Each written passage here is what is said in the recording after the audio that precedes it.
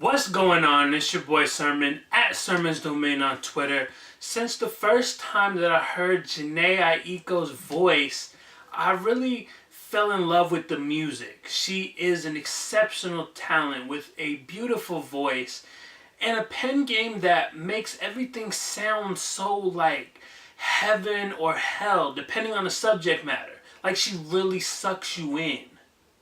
So this past week, she surprise released her sophomore album titled Trip. It's a long listen, 22 songs, an hour and 26 minutes, but a rewarding one nonetheless. I noticed on social media people were like raving about this album.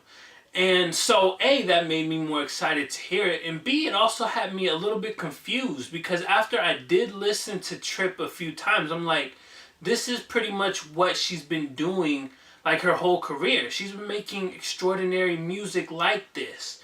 Stuff that sounds marvelous. I think it's maybe because a lot of people slept on her debut album a couple years ago, so they forgot that she could get busy and put out a body of work like this. So it's not as simple to pick out favorites from 22 songs, but lo and behold, I managed to do it. My first being JUKAI. Trip isn't just an album title, but it's what Jhené wants you to go on as you listen to this album. As long as this album is, I'm still learning about it and, continuing to understand like everything that's going on. There is definitely a story on this album and I am continuing to unravel it slowly. JUKAI is just a piece of that journey. The title comes from a very popular, should I say infamous, forest in Japan that is probably the most popular suicide spot. So there I thought, damn, that's interesting that she would name it after that and kind of, focus the subject matter on like that idea, like being in the forest and dealing with everything that's going on in your head. Like Jhené really drops lines that are just very like deep, ones that have you really like thinking about what she's saying and like everything that she's not saying, if that makes sense. Like there's a lot that she says on a song, but there's also stuff like in between that you have to catch. There's a lot. Like I said, her pen game is amazing. One of my favorite lines off of here was, "If I died, would it even make a sound in the sea of trees?" My other favorite song is called Oblivion, in parentheses, creation. Jhené's music really sucks you in, like emotionally. That's one of her strong points. Oblivion makes you feel exactly how she felt when she made this song. And, you hear like the emotion behind it. You feel distraught and hopeless and confused. Like there's a wide range of emotions, and this is why it's one of my favorites, because it really taps into that emotional spectrum. I know that like as like on the internet, it's cool to like joke about how like every Drake song is caption ready, like caption friendly. Every time he drops a song, there's gonna be millions of captions for it. But Jhené Aiko is someone who I would say is honestly up there as well. A lot more low key, but like when you listen to this music, you're thinking, damn, this would be like a good caption. Like tell me that there's no loving without losing, there's no living without bruising. Like tell me that's not a caption right there for somebody to use. Post a selfie or something, I don't know. But it definitely feels like that, whether you use those two lines together or use one or the other. It's one of those lines. And there's a lot of them throughout the album. I think Jhené, and I'm going to keep praising her pen because it is just great. Honorable mentions were a lot harder to kind of nail down just because I felt like there wasn't any songs that I particularly hated on here. I mean, there's some that like stand up a little bit more than the others, but everything on here sounds good. So out of my honorable mentions, I picked out While We're Young and Sativa featuring Sway Lee, because Sway Lee on a feature doing some singing is just really good.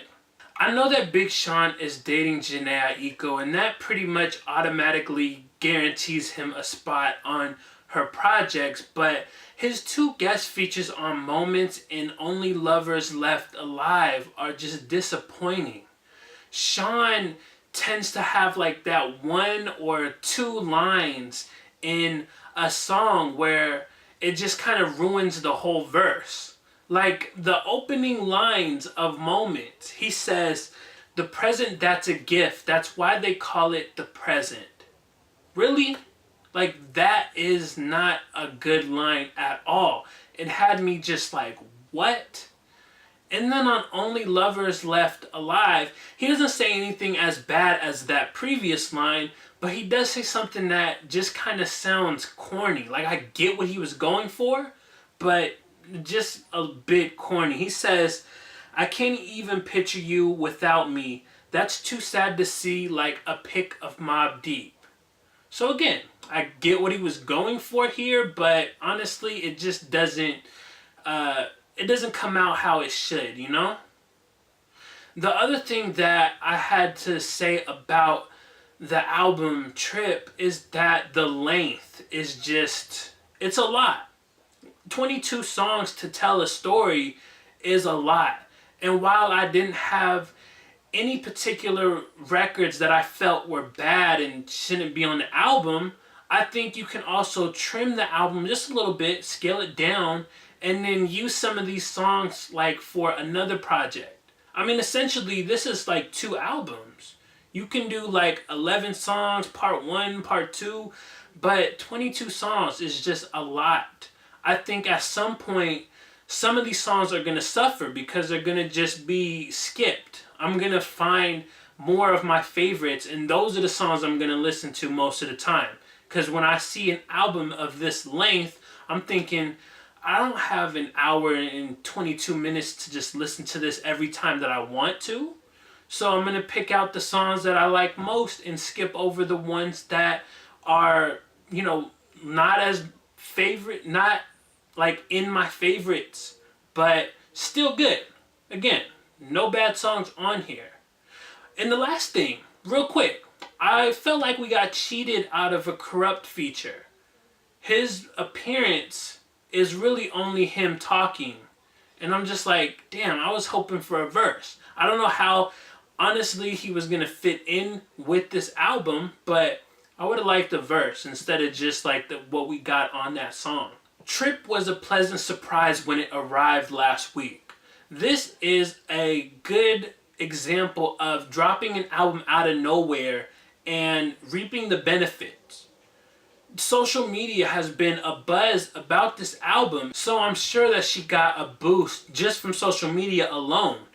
If you don't factor in like first week sales, numbers, or anything like that, I truly believe that Trip is going to be, slash, kind of already is, her best, most successful body of work.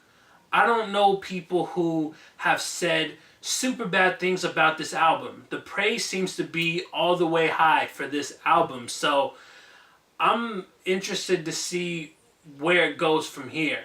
Like, you dropped it out of the blue, so is now the time to push a single to radio? Or, you know, I know she has a short film out. Is there more videos coming? You know, what's the end game after the album is out? So those are my thoughts on Jhené Aiko's Trip sophomore album. After you listen to this, let me know what you think about it in the comment section below, and then like the video, subscribe to the channel if you're not already, share the video. Follow me on Twitter at @SermonsDomain, and as always, thank you for your time. I appreciate you for watching, and until next time, peace.